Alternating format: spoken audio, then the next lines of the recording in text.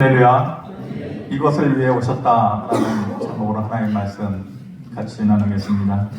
성탄절을 맞이해서 먼저 하나님께서 여러분들의 인생 가운데 또 삶의 터전 가운데 또 여러분들의 육신의 삶 가운데 질고를 거두어 가시고 또 하나님만이 주실 수 있는 참된 평안이 여러분들의 삶의 가정에 충만히 깃들기를 예수 그리스도 이름으로 축원합니다.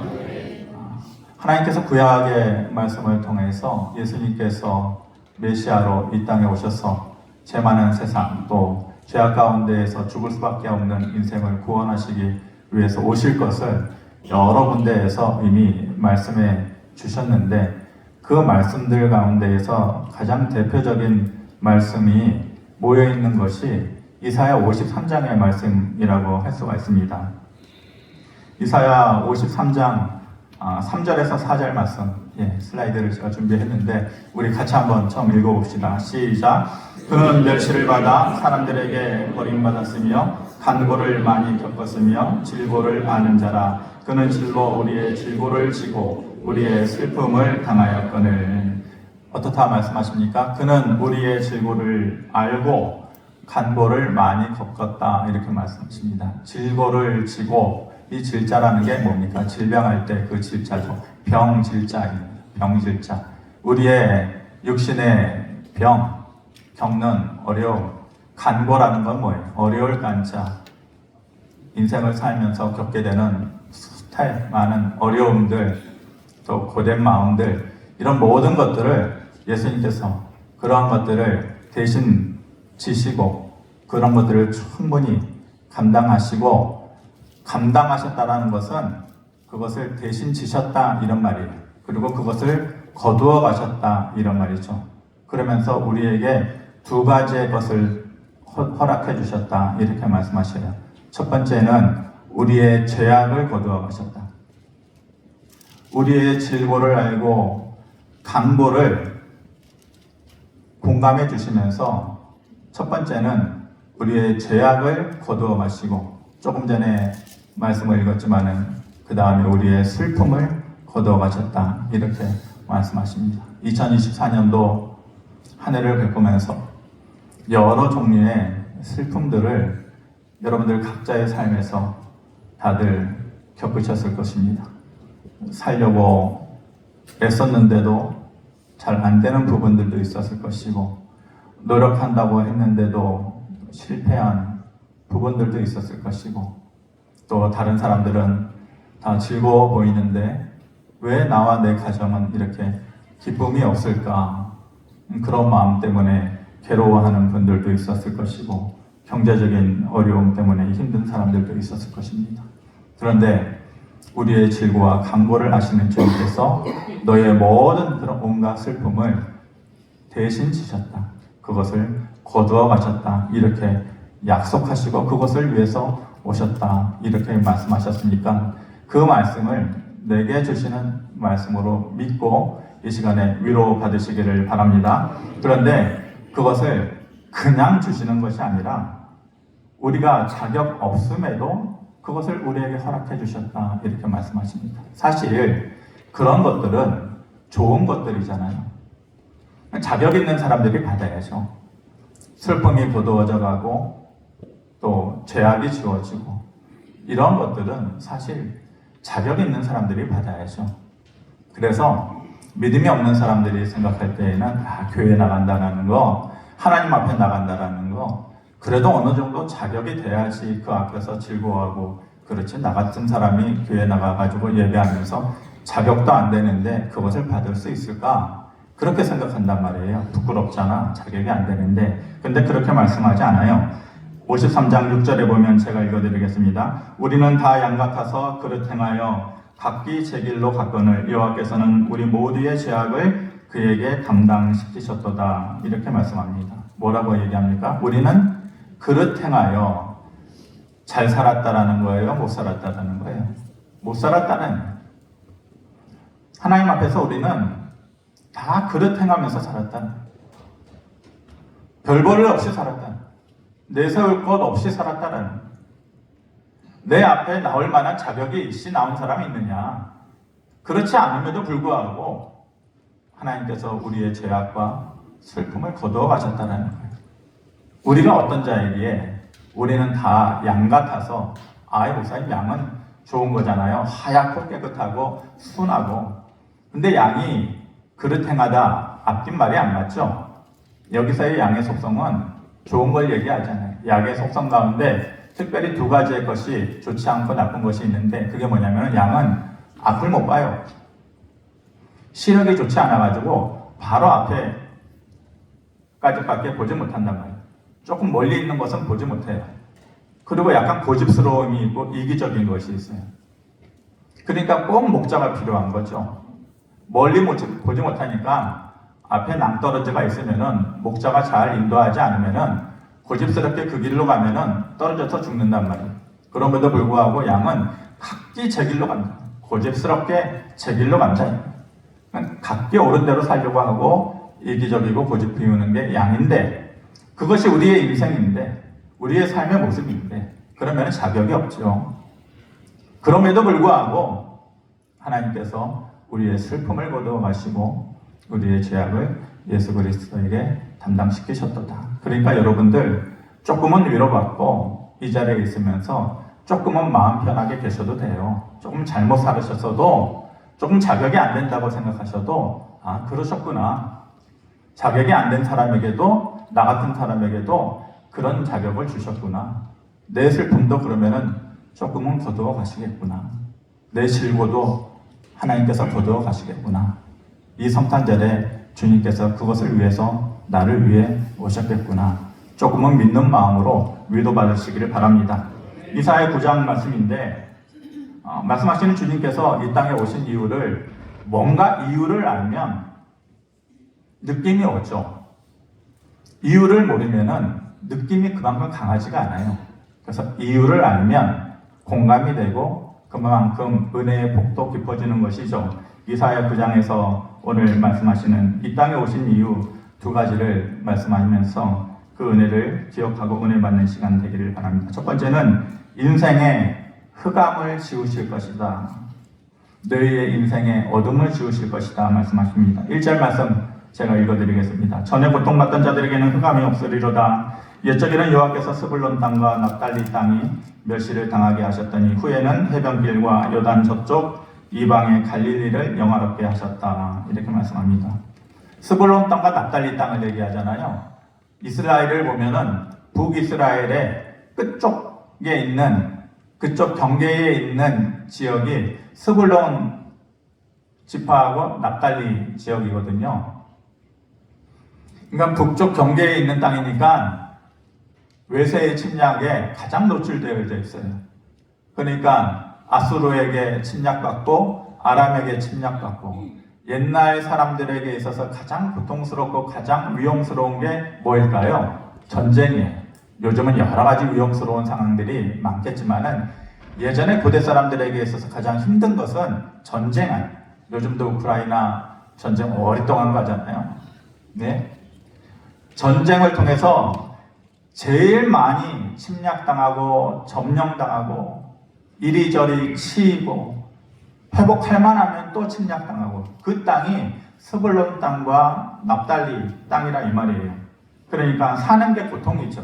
그래서 뭐라고 얘기해요? 흑암이라고 얘기하는 거예요. 그런데 그 땅에 더 이상 흑암이 없게 하시겠다. 그리고 그 이방의 갈릴리를 영화롭게 하시겠다. 우리가 아는 갈릴리 지역이 스불론 지파하고 납달리 지역에 걸쳐 있거든요. 북쪽 갈릴리는 납달리에 걸쳐 있고 남쪽 갈릴리는 스불론에 걸쳐 있거든요. 그 갈릴리가 이제는 영화롭게 하시겠다. 이렇게 말씀하시는 것이에요. 갈릴리는 촌스러운 동네죠. 그리고 사람들에게 잊혀지고 멸시받던 그런 곳이에요. 그런데 그 땅에 어둠을 물리치고 빛을 주시기 위해서 어떤 빛입니까? 희망의 빛을 주시기 위해서 하나님께서 예수 그리스도를 그들에게 보내주셨다. 이렇게 말씀하십니다. 우리에게도 똑같은 메시지를 오늘 이 아침에 주시는 것입니다. 희망의 빛을 흑암을 물리치고 희망의 빛을 너에게 주신다. 더 나아질 수 있는 희망, 고쳐질 수 있는 희망, 앞으로 바뀌어질 수 있는 희망, 그래서 새 힘을 얻게 될 수 있는 그런 희망을 예수님께서 이 아침에 우리에게 주실 줄을 믿습니다. 흑암이 없으리로다. 다시는 너희에게 그 땅에 흑암이 없으리로다. 이 시간에 우리의 마음 가운데 여러분들이 설교를 들으면서 스스로 이렇게 여러분들 마음 가운데 한번 외치고 한번 고백해 보시기를 바랍니다. 여러분들의 마음 가운데 하나님, 내 인생의 흑암을 거두어 주십시오.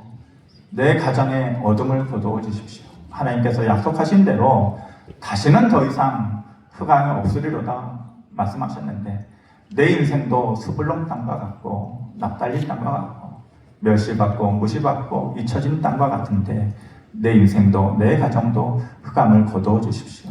이렇게 고백할 때에 하나님께서 크신 은혜 주실 줄 믿습니다.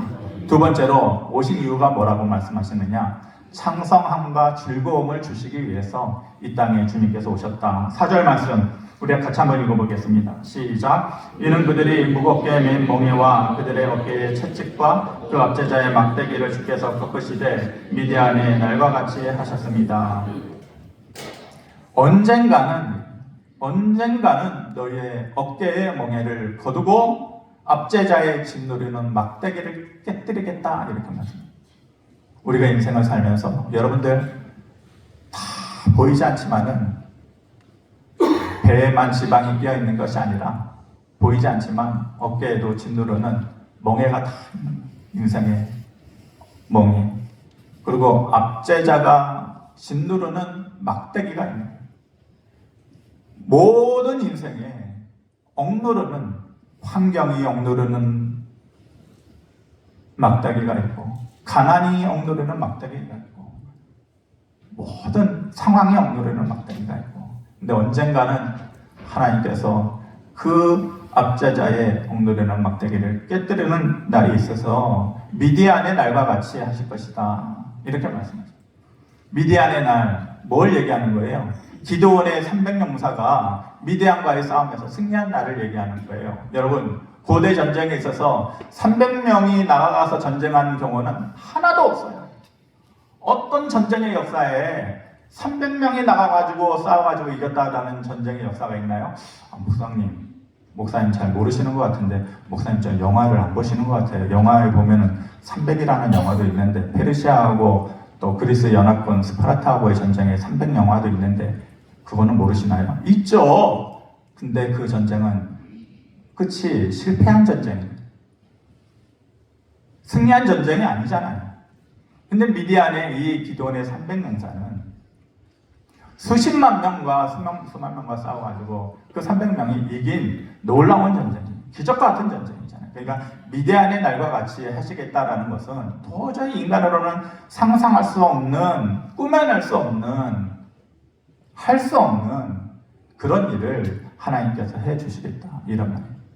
그런데 그리고 나서 3절에 보면 주께서 이 나라를 창성하게 하시고 그 즐거움을 더하게 하셨으므로 추수하는 즐거움과 탈취물을 나눌 때의 즐거움같이 주 앞에서 즐거워하게 하시겠다 이렇게 말씀합니다. 너희의 그 인생의 무게를 언젠가는 압제자의 짓누르는 막대기를 깨뜨려주고 추수할 때의 즐거움을 주시고 탈취물을 나누는 기쁨을 주시겠다. 여러분, 그 농사 지을 때는 저는 농사를 지어보지 않았지만 고대요. 그 대학교 때서 고대요. 그런데 추수할 때는요. 추수할 때도 고대죠. 그 노동을 하는 게 고대. 근데 추수할 때의 사람들은 얼굴이 다 환하잖아요. 추수할 때의 기쁨이죠. 그게. 고대면서도 기쁨. 그게 기쁜 거예요. 탈취물을 나눌 때도 기쁨이죠. 탈취물은 언제 나누는 거예요? 전쟁에서 승리하고 나서 그 사람들 것을 빼앗아가지고 나누는 거잖아요. 그러니까 탈취물을 나눌 때에는 승리의 기쁨이 있는 거예요.